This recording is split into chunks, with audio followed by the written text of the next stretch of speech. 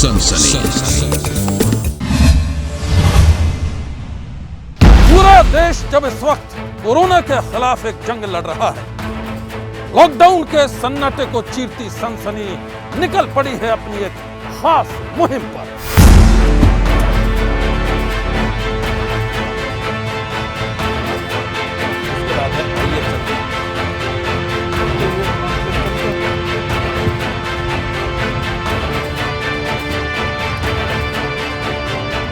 हमारी इस यात्रा का ये पहला पड़ाव है और ये जो रास्ता आप देख रहे हैं, ये रास्ता डीएनडी होते हुए दिल्ली और आश्रम की तरफ जाता है। अमूमन ये रास्ता 24 घंटे बहुत व्यस्त रहता है। 24 घंटे इस रास्ते पर गाड़ियों की आवाजाही और चहल पहल बनी होती है, लेकिन लॉकडाउन में जैसा आप देख सकते हैं, इन रास्तों पर पसरा हुआ है सन्नाटा। चारों तरफ एक खामोशी है। हम दिल्ली जाएंगे, लेकिन उससे पहले चलते हैं फिल्म सिटी नोएडा।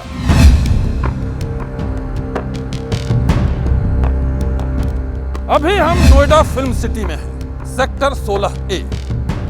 आमतौर पर 24 घंटे यहां चहल पहल बनी होती है, लेकिन इस वक्त आप देख सकते हैं यहां भी पसरा है लॉकडाउन का सन्नाटा। यहां से कुछ ही दूरी पर यूपी दिल्ली का बॉर्डर है। आइए उस बॉर्डर से होते हुए हम आपको ले चलते हैं दिल्ली की ओर।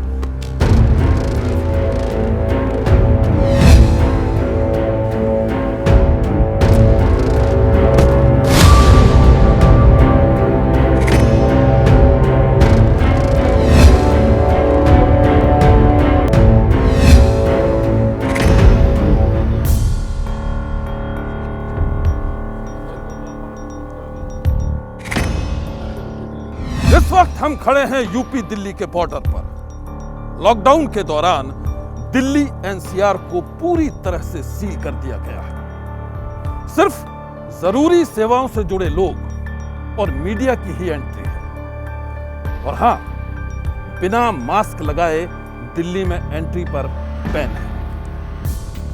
लॉकडाउन के दौरान रात में कायदे कानून का कितना पालन किया जा रहा है और बॉर्डर पर कैसे मुस्तैद हैं लोग, ये जानने के लिए चलते हैं यही बॉर्डर पर।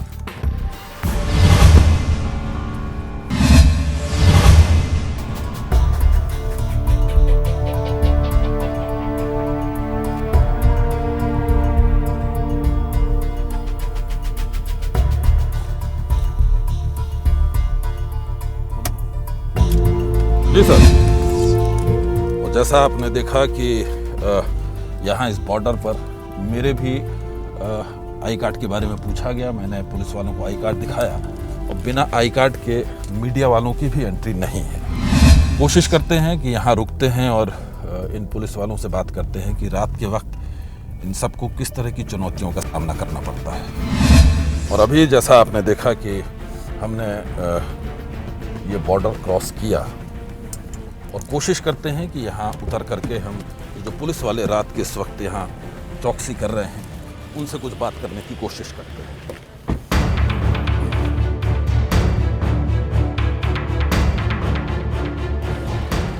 नमस्कार सर, कैसे हैं आप?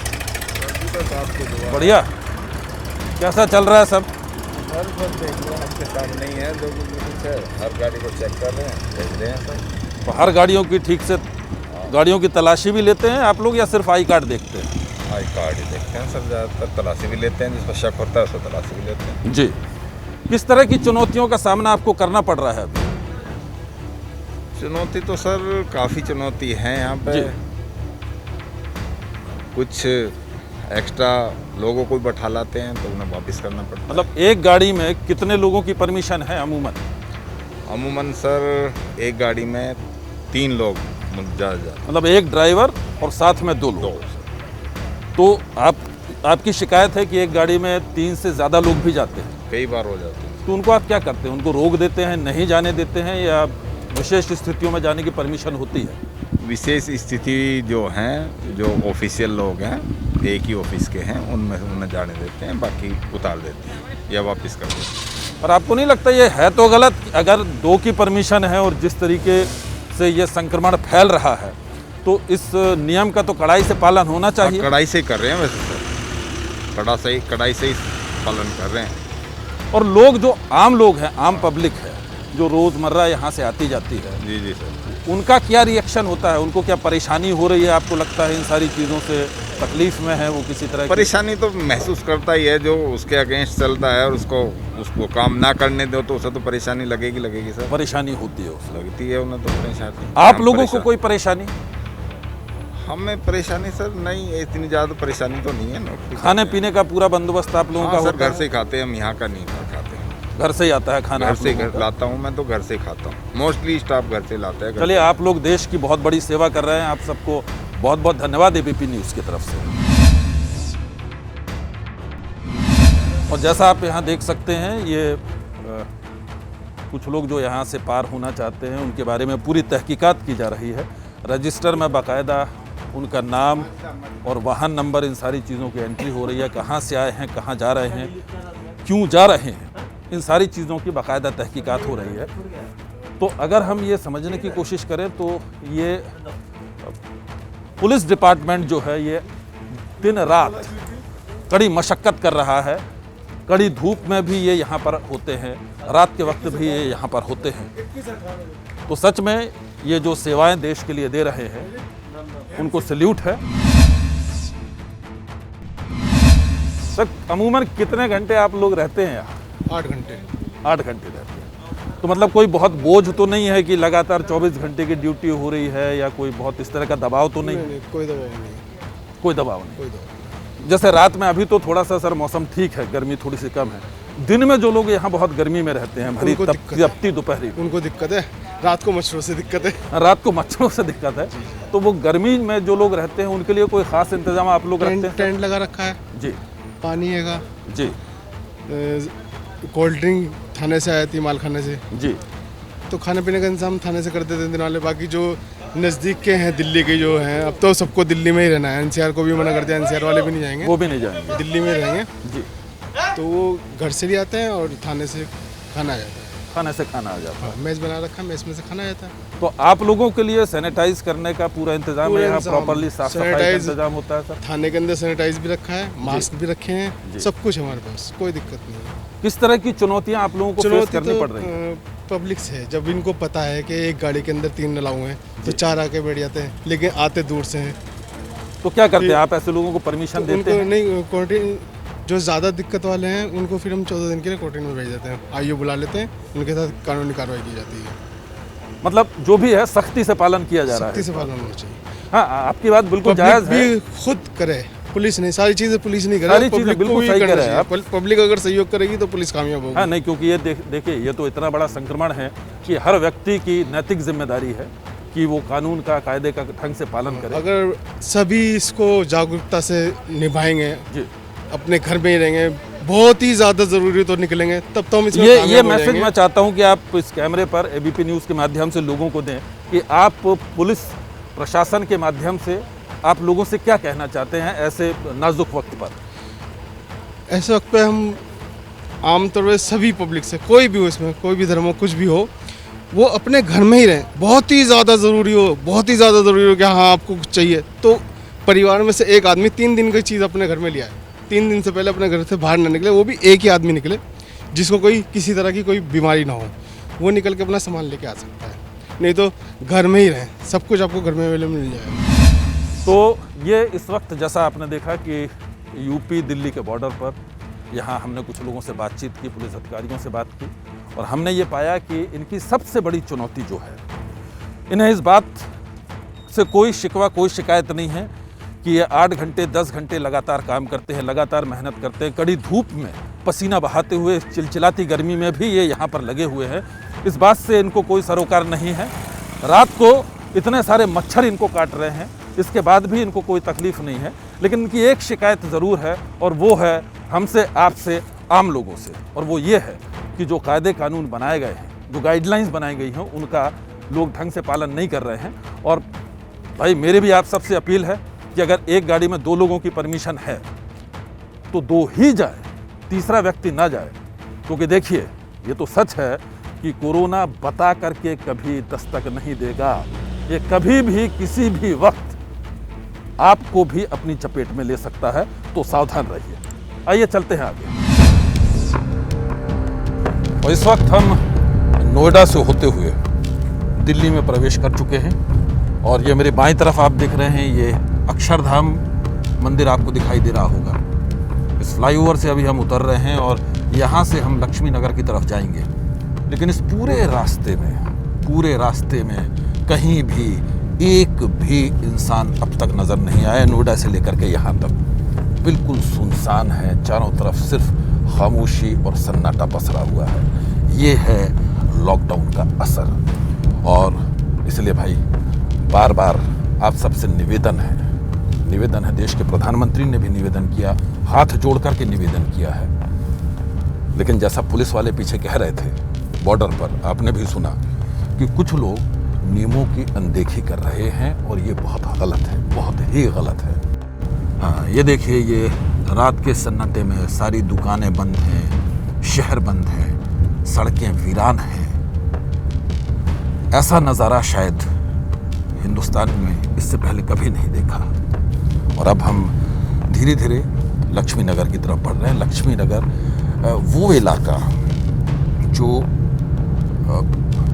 व्यावसायिक तौर पर बहुत ही समृद्ध इलाका है, जहाँ सुबह से लेकर रात तक वहाँ लगभग 5 बजे से जो आवाजाही शुरू होती है, सामान आता है, माल आता है बाहर से और दुकानों में भी काम शुरू हो जाता है। इतने लोग काम कर रहे होते हैं। उस इलाके की तस्वीर इस वक्त मैं आपको दिखाऊंगा।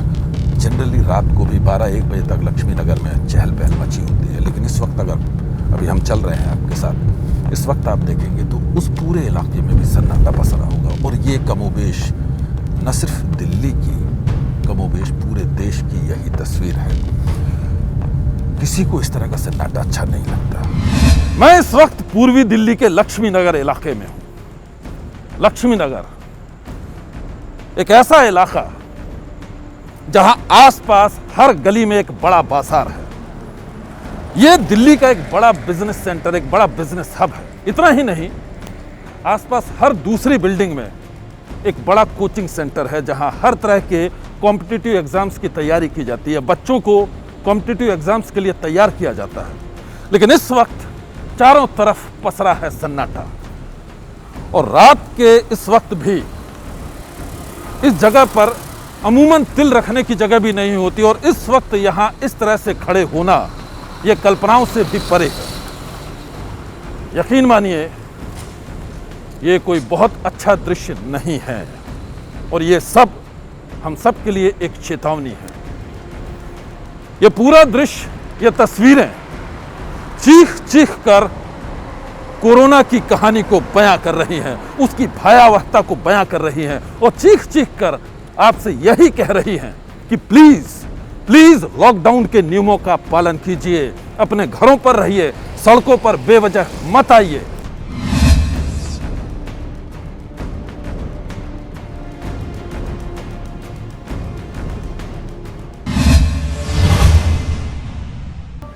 अभी हम लक्ष्मी नगर से होते हुए ITO की तरफ जा रहे हैं।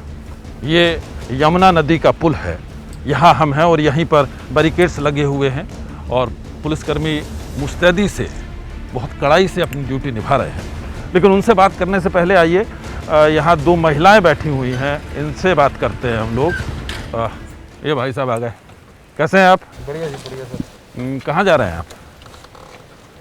सर ये लेने आए थे जरा इनको। जी, इनको लेने आए थे। इनको लेने आए हैं? हाँ। तो आप कहाँ से आ रहे हैं अभी?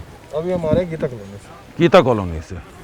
तो ये रात के वक्त यहाँ पर एक्चुअल में इनको कोरोना की शिकायत की वजह से घर से ले गए थे। अच्छा, फिर वहाँ पर उन्होंने इनका ट्रीटमेंट किया, चेक किया। जी। चेक करने के बाद उन्होंने इनको कहा कि आप जाइए। मतलब ये नेगेटिव निकला इनका उन्होंने टेस्ट? कहा कि आपकी अभी रिपोर्ट आएगी, अच्छा, तो उसके बाद आपको हम तो ये इनको क्या शिकायत थी कि ये गई वहाँ पर? इनके घर में एक कहाँ से आया हुआ था वो?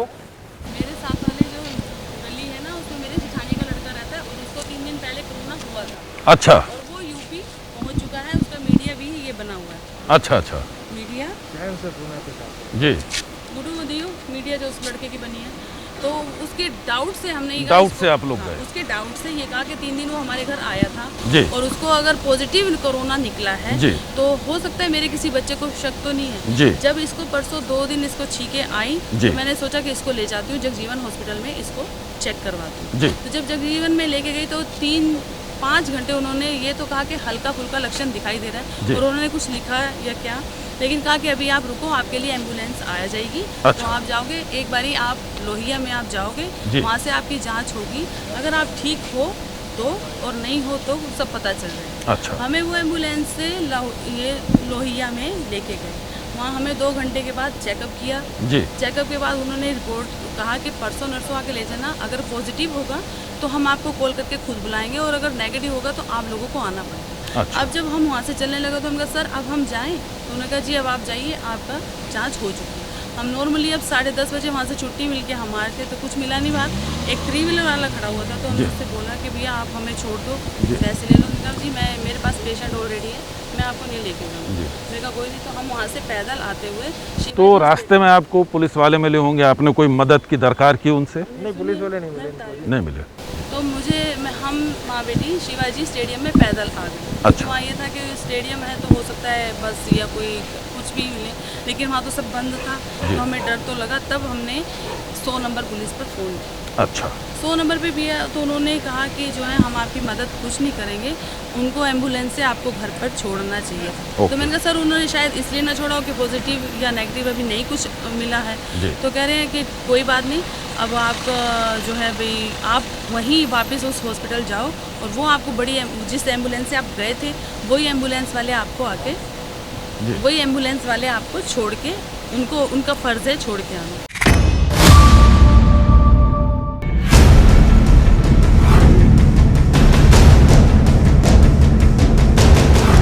और इस वक्त हम एंट्री कर रहे हैं Delhi railway station. Delhi railway station जो यहाँ आप देखिए पूरा नेहरू बाज़ार पहाड़गंज का एरिया भी लगता है। दिल्ली रेलवे स्टेशन जो न सिर्फ दिल्ली का बल्कि पूरे देश के सबसे व्यस्ततम रेलवे स्टेशंस में से एक है। यहाँ आमतौर पर ये जितनी दुकानें आप देख रहे हैं ये सारी रात ये दुकानें खुली रहती हैं। दिन की बात तो छोड़िए, सारी रात ये दुकानें खुली रहती हैं क्योंकि दिन रात 24 घंटे यहाँ से न जाने कितनी ट्रेन निकलती हैं, कितने मुसाफिर अपने अपने गंतव्य तक पहुँचते हैं, अपने अपनी जगह पर पहुँचते हैं। हम थोड़ी देर में घूम करके स्टेशन की तरफ आने की भी कोशिश करेंगे और देखते हैं कि 24 में से 24 घंटे जो जगह लोगों से भरी रहती है उस जगह का हाल रात के इस वक्त क्या है।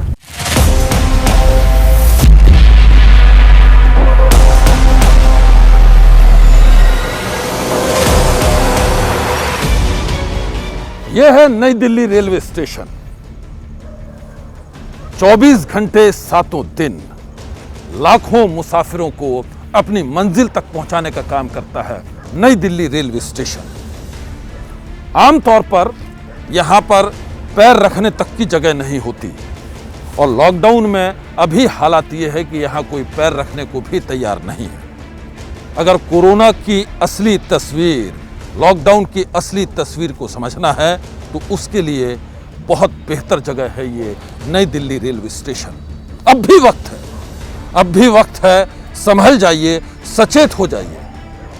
पूरी शिद्दत के साथ, पूरी निष्ठा के साथ, धैर्य के साथ और हिम्मत के साथ हम सबको मिलकर इस लड़ाई को जीतना होगा और तब वो दिन दूर नहीं होगा जब हम वापस नई दिल्ली रेलवे स्टेशन की वो तस्वीर देख पाएंगे जिसके लिए नई दिल्ली रेलवे स्टेशन जाना चाहता है।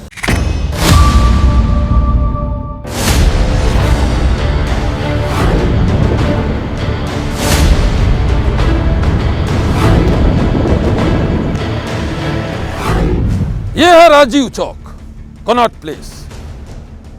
देश और देश के बाहर से आया हुआ कोई भी सैलानी अपने आप को यहां आने से नहीं रोक सकता, लेकिन दिल्ली का दिल कहे जाने वाले कनॉट प्लेस की धड़कन मानो थम सी गई है। मगर यह वक्त हताश होने का नहीं है, यह वक्त निराश होने का नहीं है, ये वक्त है दोगुनी ताकत, दोगुनी हिम्मत के साथ अपने हौसले को जगाए रखने का, क्योंकि यही हौसला एक दिन कोरोना नाम के राक्षस को परास्त करेगा।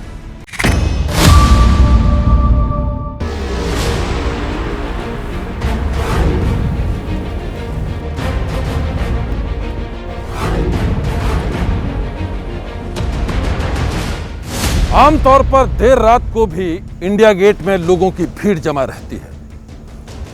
लोग अपने परिवारों के साथ देर रात को भी यहां वक्त गुजारने आते हैं, लेकिन लॉकडाउन के इस सन्नाटे में यहां खामोशी पसरी हुई है और यहां दूर दूर तक सिवाय दिल्ली पुलिस के कोई भी नजर नहीं आ रहा।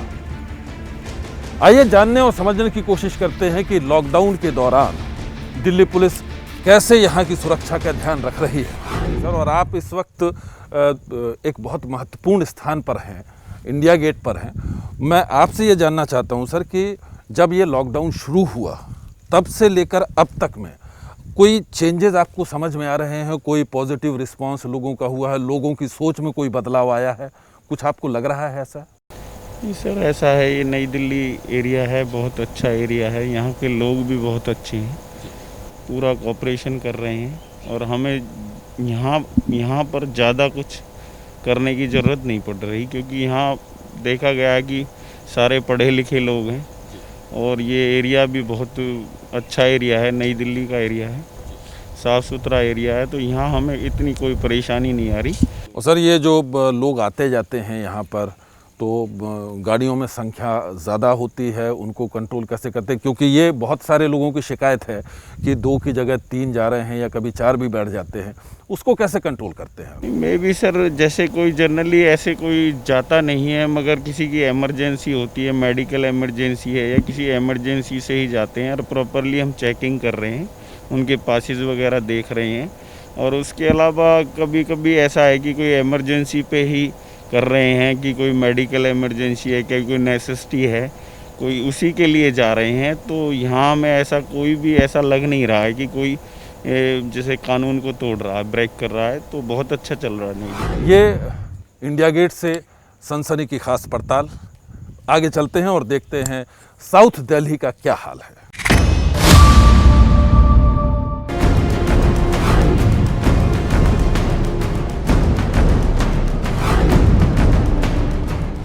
अभी हम हैं दक्षिणी दिल्ली के मालवीय नगर इलाके में। ये वही जगह है जहां एक पिज्जा डिलीवरी बॉय कोरोना संक्रमित पाया गया। यहां हम आपको यह भी बता दें कि दक्षिणी दिल्ली उन इलाकों में से है जहां कोरोना संक्रमित सबसे ज्यादा मामले पाए गए हैं।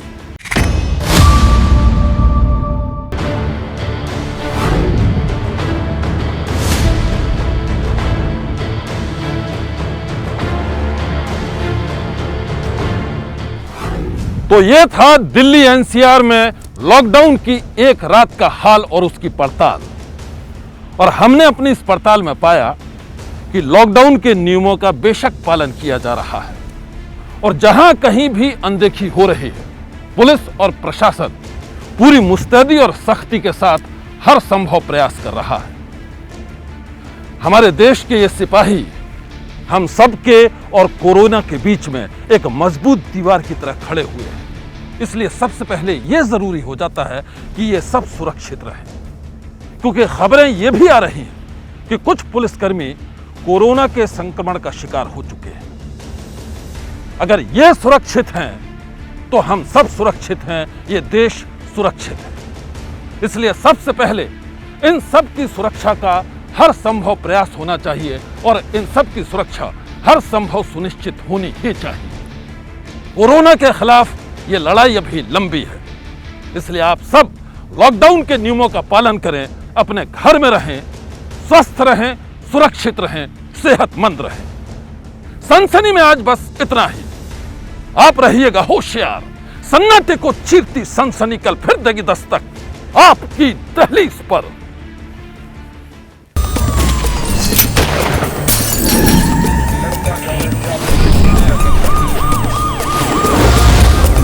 सनसनी